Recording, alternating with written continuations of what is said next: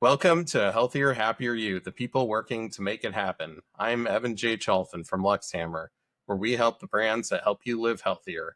Today, I'm joined by Jeff Stearns, founder of Bullseye Brace, who brings 30 years of orthopedic product design experience and is changing how we think about bracing solutions. Jeff, thanks for being here. Hey, thanks for having me. Absolutely. So, what inspired you to start Bullseye Brace? Well, like you said, I have a big background in orthopedic bracing. That's most of my career. I kind of fell into it. But I was always working for the man, different size orthopedic bracing companies. This is the first time I've gone out on my own and tried to create my own company and live the American dream. Fantastic. So, you co-founded Wellness Products, the first orthopedic bracing line for women. How did that experience shape your approach with Bullseye? I had a huge impact. Yeah, actually, that was Wellgate. We started that in 2000, sold it 3.5 years later for quite a bit of money. I was a minor partner. We did a lot of innovative things. It was my first delve into the retail world of bracing. And I could just show you, this was my claim to fame, the Wellgate wrist brace, and it's for carpal tunnel. And he sold over 16 million of these in 3.5 years. That was a big success. I learned a lot and I was given a lot of freedom to innovate. That's fantastic. So, what core problem were you seeing in the market that led you to development of your first product, the Bullseye wristband? Yeah, well, I had worked on something similar years past and saw what a challenging project it was, even though the wristband is a very simple device. This is a tough area to treat. The problem with the wrist is there's just not a lot of real estate. So once you get the business end on there and some kind of attachment means like this D and some strap and a little bit of Velcro, you're kind of out of room. I think what happened before some of these innovations, a hand therapist would have to tape you or make a custom brace. Gotcha. And how are you working with hand therapists and clinicians to identify new product opportunities? What we do is we exhibit at hand therapy conferences, 5 or 6 of them a year.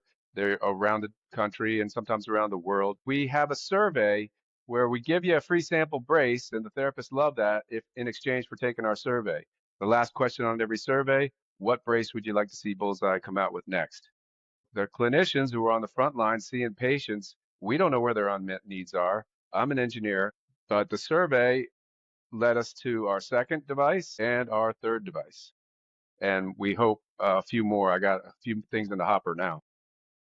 That's great. Maybe you could talk a little bit about those devices for our listeners. Sure. So we can start with the wristband.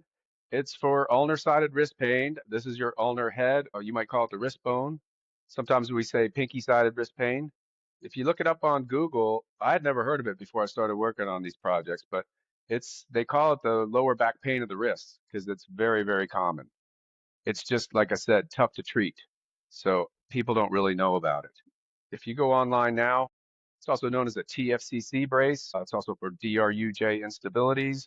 These are fancy abbreviations for big words. And I can show you how it works if you want to. The easiest way to put this on, and if it's a wrist brace, you got to be able to put it on one-handed. That's rule number one. So I'm going to make it into a sort of a bracelet. And here's the little trick. You want to position it when your hand is in supination so you can see what you're doing. You want this ring to be pronated. If you supinate or palm up right before you cinch it, that seats the ulnar head into your anatomy and it allows it to work better. Then you just have the therapist tell the patient it shouldn't migrate because of the silicone ring's got some grip to it. But if it does, it's easy to adjust on the fly. Make sure you keep that ring surrounded on the ulnar head. What we're trying to do with the brace is provide general compression to the wrist for the pain relief, but we don't want to put any pressure on the ulnar head. So the ring acts as a relief. Yeah, your silicone ring technology seems to be a game changer. What led to that innovation? Just years of working in the lab and R&D. Silicone is a great material for what we're trying to do because you can dial in the durometer or the softness. Our stuff is kind of on the soft side, and therapists like that. My philosophy is if you're in pain, you want something soft on the problem, not something rigid. That's maybe not always true, but in general. And then the silicone, the trick to it is how can you sew it into the garment? Because when you sew silicone, it could just break apart. Now, I don't really want to tell you my secret, but you might guess it before we're done, how we accomplish that. Who do you find benefits most from your bracing solutions? Well, I hate to admit it because I'm a boomer, but baby boomers are a giant part of our demographic now, and we're all getting old. And a lot of these problems are due to wear and tear on your body. Yeah, definitely. So, what would you say sets Bullseye apart in the orthopedic bracing market? The fact that I'm an industrial designer, I'm out of Georgia Tech. I don't know how many other companies use industrial designers, but for example, my goal, nobody wants to be seen wearing a brace. They're bulky, strappy, uncomfortable. You're embarrassed. You got to tell the story over and over again what happened to you. My goal as an industrial designer is to make these braces so comfortable and easy to use and cool looking that you want to get hurt. Of course, it's a stupid goal, but it's kind of a joke. So, on another note, what aspects of the business would you like to improve? That's a good question. We are in upper extremity now, but I've done stuff that fits the entire body from cervical collars all the way down to ankle braces. I'd like to expand up and down the body, get into lower extremity at some point because I have a lot of experience in that realm. One thing I love about designing medical devices, and I didn't start out on a mission to save the world, I just kind of needed a job and fell into it, is there's a lot of room for innovation and design. There's a lot of different things that can be done. Do we need another vacuum cleaner? Do we need another toaster? I don't know, but there sure is a lot of medical braces that and other medical devices that are needed and can help relieve pain and discomfort. Yeah, definitely. What do you say is the biggest challenge in scaling a medical device company? Probably getting the word out and patience because um, the medical device industry in general is very conservative, or I should say the clinicians are very conservative. If it ain't broke, don't fix it. They're wary of change, and I don't blame them. They're dealing with people that are in pain and need help. They want to go with proven things that work. So you just got to take your time and start that company early. Don't wait till you're old. Yeah. Yeah, that's interesting. Maybe you could elaborate a little bit more about that. In general, they want to be conservative with their treatment. There has been an opioid epidemic, as everybody knows. Probably 20 years ago, I was starting to feel like a dinosaur because most of the big money in orthopedics were going to implants, shoulders, knees, and hip replacements, that kind of stuff, big money, big insurance reimbursement. But now, because of this opioid epidemic, maybe, this is just my guess, braces seem to be coming back. If you innovate and don't make them uncomfortable and hard to use and bulky and strappy, there's room. Yeah, definitely. What would you say makes it difficult to stand out in the orthopedic products market, just in general? That's a good question. We don't make commercials. We're not on billboards. How do you get the word out is a good question. That's where we go to these conferences. The hand therapists all say they love our stuff. They like it better than the competition. We have one competitor that outsells us because they got there first, even though I designed something sort of similar to this many years ago before their patent occurred. But that one got dropped. Was working for another company at the time. It takes a while to get the word out. You just got to be patient. Yeah, definitely.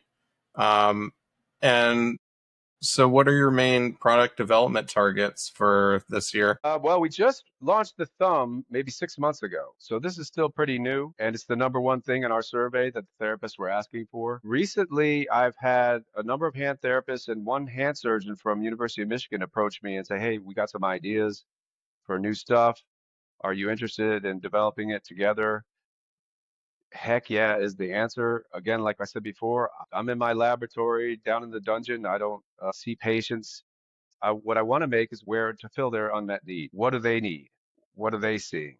Sometimes it's difficult for them because they don't maybe think that way, but you get enough nuggets, you ask enough people, and that's where our new brace ideas come from. Yeah, I'm curious. Have you tried to reach out to healthcare providers or patients directly in other ways besides through the conferences? We're all over Amazon. When we first launched in 2017, the therapists were saying, "Oh, we love this. Where do you sell?" Well, we have a website, bullseyebrace.com. You don't sell on Amazon? Well, that's a website. We're a website. What's the difference? And they said, "Oh, you got to be on Amazon." So we immediately did that. And then that's a whole nother world. There's whole gangs of consultants, and we use them that used to work at Amazon that help small businesses like me navigate that landscape because it's tricky. You can sell like crazy through Amazon, but you can use the wrong words in your advertising, and boom, they don't like that. So it helps to have these um, consultants that know the rules of the game and help us navigate more smoothly. Yeah, definitely. That's by far our number one channel for sales is Amazon. And 20 years ago, that wouldn't have been the case. Yeah. Are you using any other methods as far as marketing or outreach? Any other digital methods? Well, on Amazon anyway, they have what they call PPC, which is pay per click. So we sign up for things like that and Amazon ads. We do Google ads. We try to get Google reviews because that's how Google searches find you.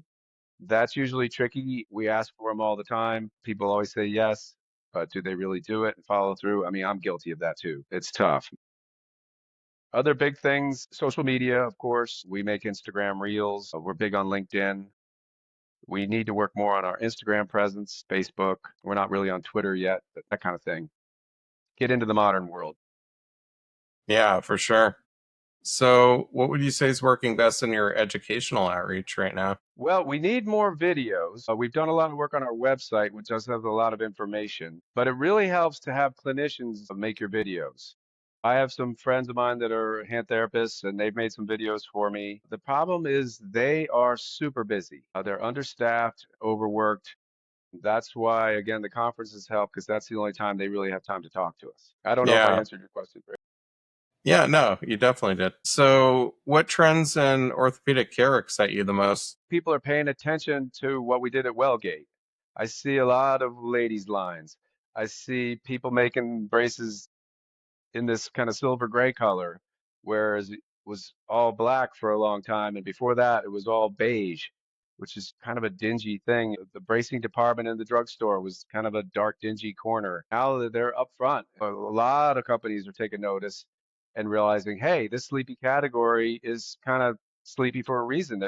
It needs attention. Now there's a lot of exciting braces, even in the drugstore, and premium brands as well as El Cheapo. And how do you see wearable medical devices evolving in the next few years? There's a lot going on with materials. We've dove into this silicone world, and that's one thing. But also, where is the brace used? Is it worn in the office? Is it worn while you're playing sports?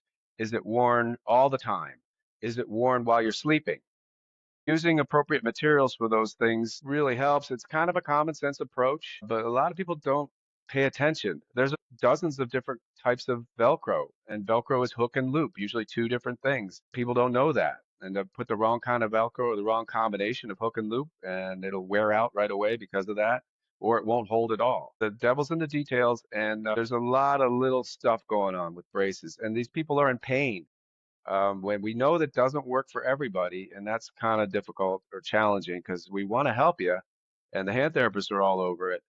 But for a certain number percentage of the population, it's not going to work, or they got the wrong size, or they're putting it on wrong. Getting in touch with the end user is great when they contact us, but when they just return the brace and say it's defective because it didn't work for them, we feel a little bit like we missed a chance. Yeah, definitely. So, what's going to be crucial to get right in the next year? Making the right brace in the right way is always the challenge. One term that you hear a lot in this kind of world is compliance. I don't know what that word means to the man on the street, but basically in our world, it means you can have the best brace in the world, but if people don't wear it, it can't work. There's a certain list of things that are true for any brace. It has to be comfortable. It has to be easy to take on and put on, take off and put on. In the case of a wrist brace, for example, you have to be able to put it on one-handed, like I said. Some of them you need three hands to put on or somebody helping you, and that's not going to work. We always pay attention to those basic things. They get bulky right away, strappy. So we're always fighting that kind of thing. Try to keep it minimal. Keep it simple, stupid is for sure a slogan that we say all the time, as well as form follows function, which is a general design philosophy that's never more true than embracing. It's a Goldilocks world. It's too tight, it's too loose, it's just right. It's too thick, it's too thin, it's just right. We're always looking at optimizing our geometry, using the appropriate materials, looking for new materials, and realizing of this Goldilocks world that we're in, trying to optimize the design so that we get the best compliance we can. Yeah, definitely. So, if we were to have this conversation again in 12 months, what would make you feel it's been a successful year? 4 new products at Bullseye. That sounds good to me. Awesome. We're, Uh, we're a little different than other companies. A lot of these kind of small companies, especially in hand therapy world, they're founded by therapists or clinicians. That's great, but they don't have brace design experience. I don't have clinical experience. It's when you put us together that it becomes a really powerful combination. Yeah, definitely. Well, thank you. I really love the insights. And that's it for today's episode of Healthier, Happier You, the people working to make it happen. A huge thank you to Jeff Stearns for sharing and the amazing work that Bullseye Brace is doing to help people live healthier, happier lives. If you enjoyed this conversation, make sure to subscribe, leave a review, and share it with someone who could benefit. And if you're a brand or business making an impact in health, wellness, or personal care, we'd love to help you grow. Connect with me at luxhammer.com. Thanks for listening. Until next time, stay healthy, stay happy, and keep making a difference.